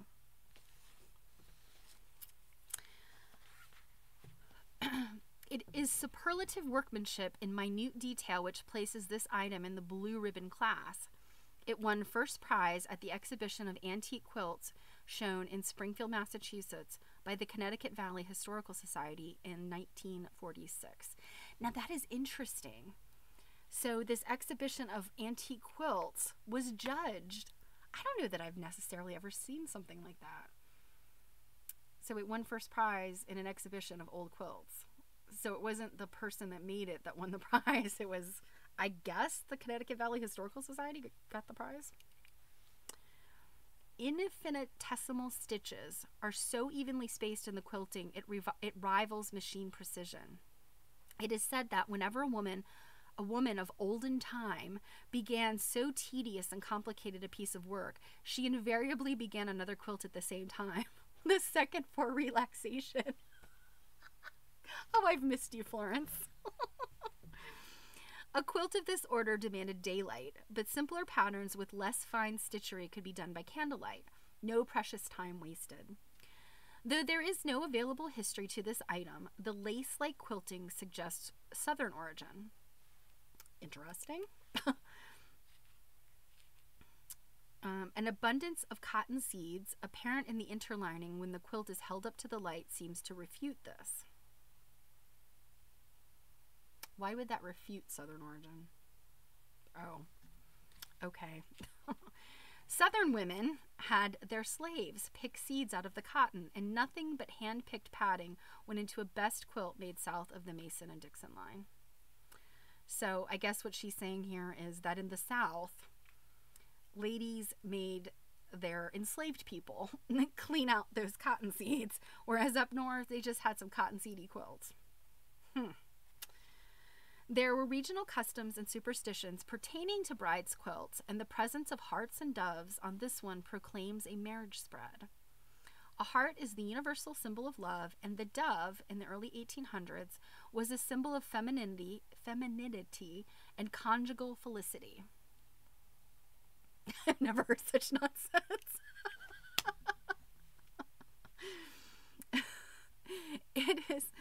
It is good luck when the bridegroom-to-be, gifted with pencil or not, could be persuaded to draw an original design for the quilting stitchery on his sweetheart's bridal spread. What? I've never heard of this. The bridegroom-to-be, gifted with pencil or not, could be persuaded to draw an original design for the quilting stitchery. It gave the finished article a very special appeal for that bride. Pineapple designs were considered lucky. They portended many friends to whom hospitality would be extended. A whirling swastika must be tucked somewhere in the quilting stitchery, for it ensured good fortune and fertility. Well, back then, yes, but not so much now. In some communities, it was bad luck for a bride-to-be to do any of the quilting on her bride's quilt. And it was extremely unlucky for a girl who had not yet been spoken for to put hearts on a quilt before her engagement had been announced. No good would come from such forward behavior, certainly not a husband. Thou shalt not quilt hearts. But Mary Jane Darling, a spirited daughter of Captain James Darling of Smithtown, Long Island, flew in the teeth of the convention. The captain, about to depart on a long sea voyage, drew a complex nautical design and told his young daughter if she would make a quilt after the pattern, be a good girl, and help her mother during his absence, he would bring her a black silk dress from China on his return. Mary Jane made the quilt, but onto her father's masculine conception, she definitely scattered hearts, her own idea of what the pattern needed. In Mary Jane's case, the jinx failed to work, for family history says she was married before the captain's return and lived happily ever after, with no news of the black silk dress. Oh my goodness. Oh, Florence. So that was that chapter. Okay, and so here's the whirling swastika. This one's interesting. I would not have called it that. I would have probably called it whirling feathers. Because look at that. I mean, yeah, it's kind of a swastika, but it looks like princess feathers. Interesting. Some apocryphal information. Yeah. I mean, honestly, Florence gets her info here and there. She just a little, I guess, a little story that I'm trying to remember. I think it was in Dr. Dunton's notes and not in hers. And it might even have been in a letter to Elizabeth Richardson. The two of them gossiped like a whole lot to Elizabeth Richardson. But anyway, I'm trying to think what it was he said. I'm drawing a complete blank now. Yeah. COVID brain. I'll think of it in any second now. So I'm probably not going to move on to chapter 2 because we're getting close to 2 hours here. But next time we'll talk about 1800 to 1840. Sorry, I'm reading ahead. So this was interesting. Oh my goodness! I just noticed this because I took off the dust jacket. Look at what's here. That to me looks a lot like the whirling tulips. I think Marie Webster, but I don't think it's exactly the same. Anyway. So it looks like the next chapter is going to be interesting as well. The next chapter will be 1800 to 1840. Oh, there's so many more cool little... I'll just show you a couple of them since we have some time. Yeah, I lost my space. Okay, now this one's interesting. So this, it says it's a Pennsylvania good luck block. It's almost that same little whirling pattern. Different direction.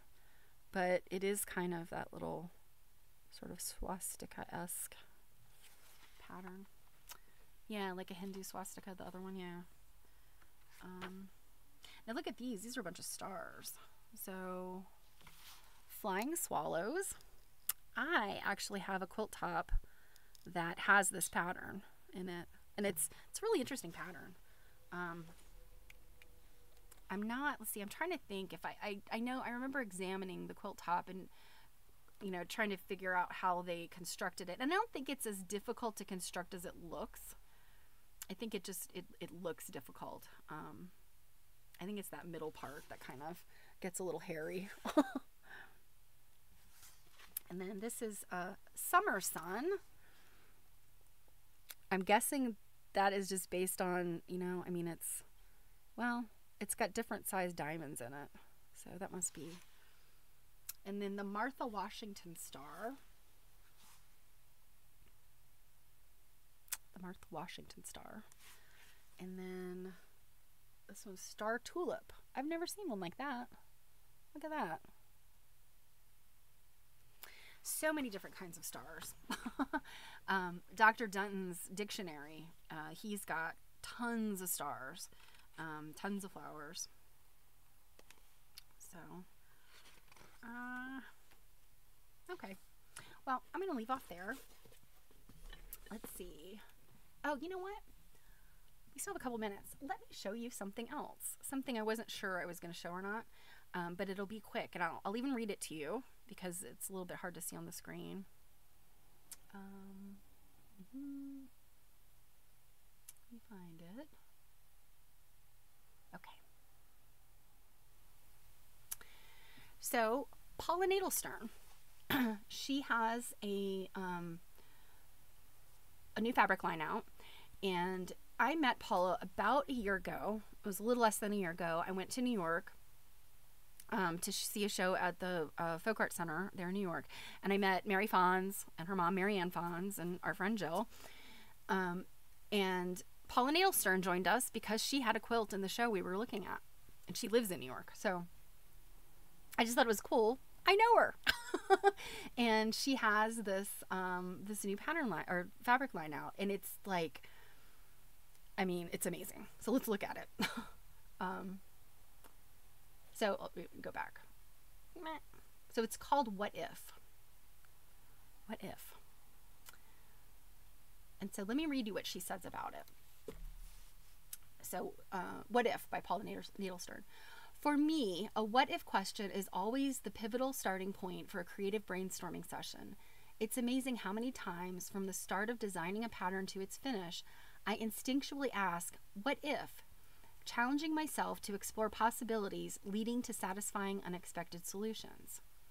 A million what if questions later, I'm happy to introduce you to the 18 answers that make up the visual feast that is the What If collection. Of the 5 different patterns, the 3 titled Prima Donna, Radio Star, and Good Vibes are decorative configurations consisting of rhythmic interlaced forms. Available in 3 colorways, each design combines the symmetry, intricacy, and abundant color I love.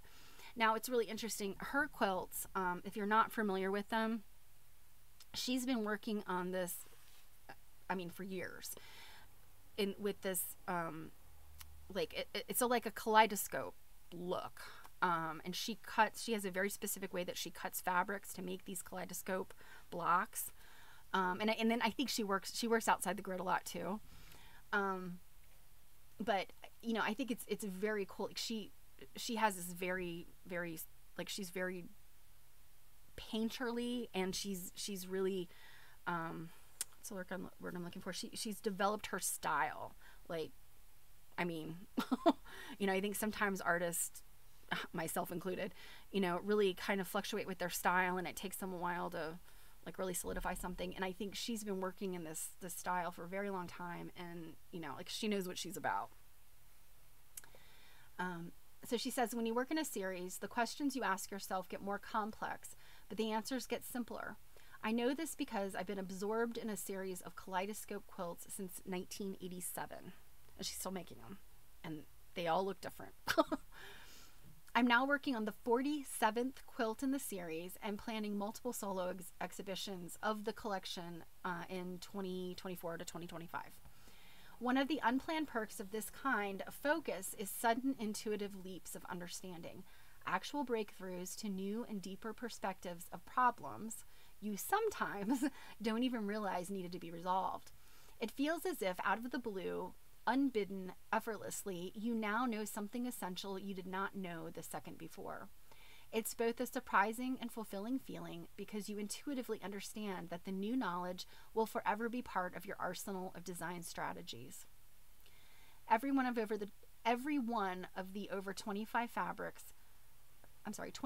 collections I've designed for Benartex, I didn't realize that she'd done 25, is the result of one of my internalized eurekas. I realized I can take what I've learned from making complex art quilts and pare these lessons down to their essential bones. I can take the traditional blocks in a puzzle quilt, which is essentially a sampler, and gift wrap their simple shapes with intricate fabric. I want to promote the idea that quilt blocks made of simple shapes can be transformed into visual spectacles that read as complex, thoughtful acts of creativity. The 12-inch square blocks showcased in the What If puzzle quilt may look difficult and complicated, but ultimately will not be intimidating once you know how to look for the seams. And I think that's kind of the way that her kaleidoscope quilts are. Like, you look at them and you're like, wow. But then when you get close and you start to look at the seams, like, even though it still is like a major feat, you start to understand. You're like, oh, okay, I see, how she pieced these together. Still very, very detailed work, but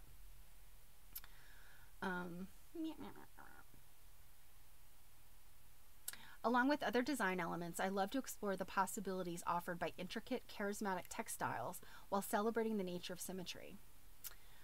Please understand the blocks in this quilt are simple, but that doesn't necessarily make them easy. There is a difference. Simple is easily understood or done. Easy is not requiring much effort, work, or thought. I like that. What can I say? Be patient. Don't accept a solution if you don't like it. If you don't like it now, you won't like it when the quilt is finished. It always takes longer than you'd expect to design something good. Designing doesn't proceed along a straight line. It goes forward and back and wanders around in all directions. It's not always a firm place to be, but ultimately the act of creation is satisfying, if sometimes laborious, process. It's no secret that I'm one of those who celebrates artwork created in as much time as it takes.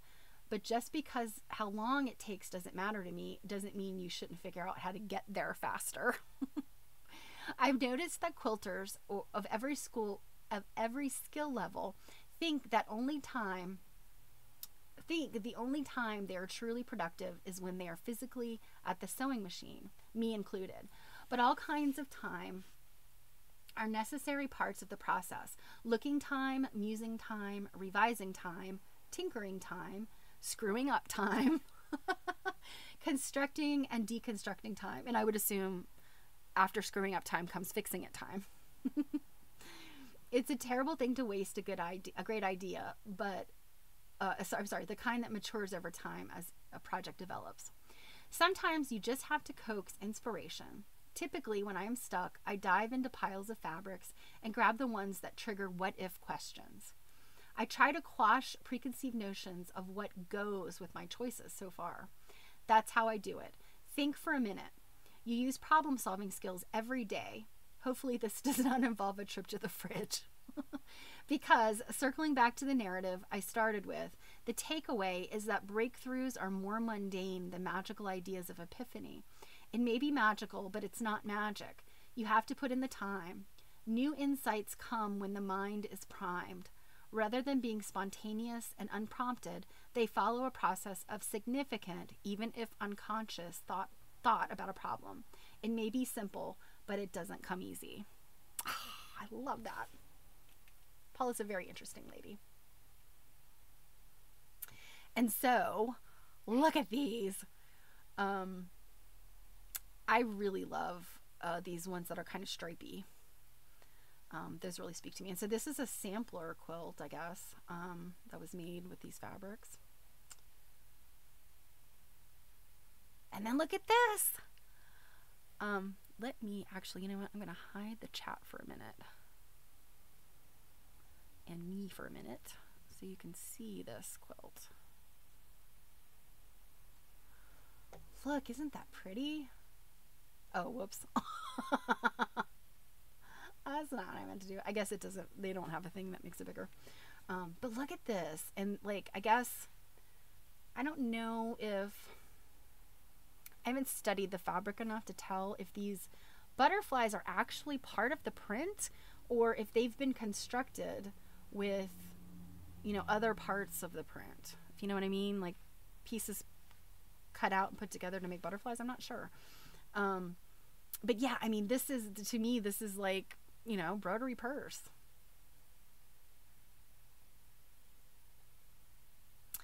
And then this, I think this is Seven Sisters, this medallion in the middle, or at least this center part is called Seven Sisters. I don't know if you keep making stars around. I don't know if it keeps being Seven Sisters or not. But yeah, I mean, what a different look. You like this fabric here. I mean, that's very kaleidoscopy. You know, look how different it looks when you put it together with different colors. You know, these are the same, maybe not the same fabric, but you know, within that same collection.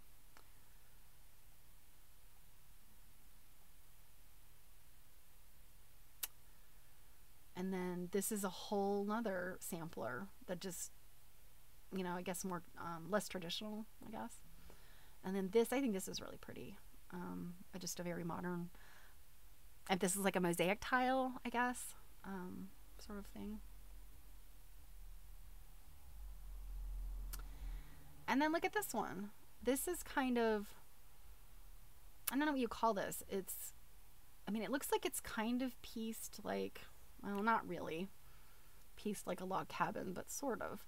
And then it's almost like the blocks have then been cut and then offset. And I'm sure that's probably not exactly how it's done. You know, it's probably, you know, each of these blocks is just pieced differently, I guess. But I think this one is so interesting to look at. And then these are the fabrics. And, you know, so you can see like these, so prima donna is these very, I don't know, Baroque, is that maybe the term you would use? And then these star ones is Radio Star. And then what was the other one? Good Vibes. So that's this over here. So very interesting stuff. And then these are neat. These coordinates are like swirls of, I don't know, if you like poured a color into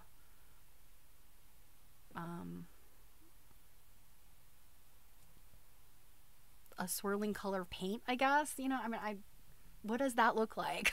To me, it looks like, you know, after, you know, rain, puddles in parking lots kind of have that iridescent sort of swirly from, you know, oil and stuff on the parking lot. I mean, that's kind of what this reminds me of, but, you know, obviously a single color and not iridescent. So anyway, I really love these stripes. Stripes are fabulous. I think that's everything. Yep, that's the end of the lookbook. So if you want to look at these more closely, I will pop that into the chat. And if you were not aware, Mary Fons also has a pattern, or I cannot get my words out today. She has a fabric line coming out too, and I think it's called, is it called Decades? I'm gonna have to follow up and find it so I can show you guys. She did a presentation about it at QuiltCon and I missed it, so Robin, I know. I'm definitely those ones that were like the really, you know, the really pretty, like kaleidoscopy and sort of Baroque looking. Yeah. Ah, yes. Okay. So in October. Thank you. Yeah, I'm pretty sure it's called Decades. So I'll have to find that one. I'll make a note to myself to find that one. Okay. So on Thursday, we'll keep going with some Flo Peto. And I actually have a video that someone shared with me that I watched today that I really liked. So depending on time next week, I might share that with you. So, okay, well, I'm gonna shut it down for today. As always, thank you guys for being here and supporting me, and you guys are just the absolute best. Go watch Dunton if you want. Obviously you don't have to if you don't want to. But remember, the link is bit.ly/DuntonCake. And I don't know if those links are, I don't think that they're, no, in fact I know that they're not case sensitive, but for what it's worth, Dunton and cake are both capitalized. So, well, for those of you that do quilt nerding, I will see you tomorrow evening, 8 p.m. Eastern on YouTube, Quilt Nerding. And the rest of you, I hope to see you on Thursday. So we keep going with Quilts and Coverlets. and also take a look at some other stuff. So thank you so much, guys. You have a wonderful rest of your Monday and a fantastic week until Thursday. I will see you soon. Mwah!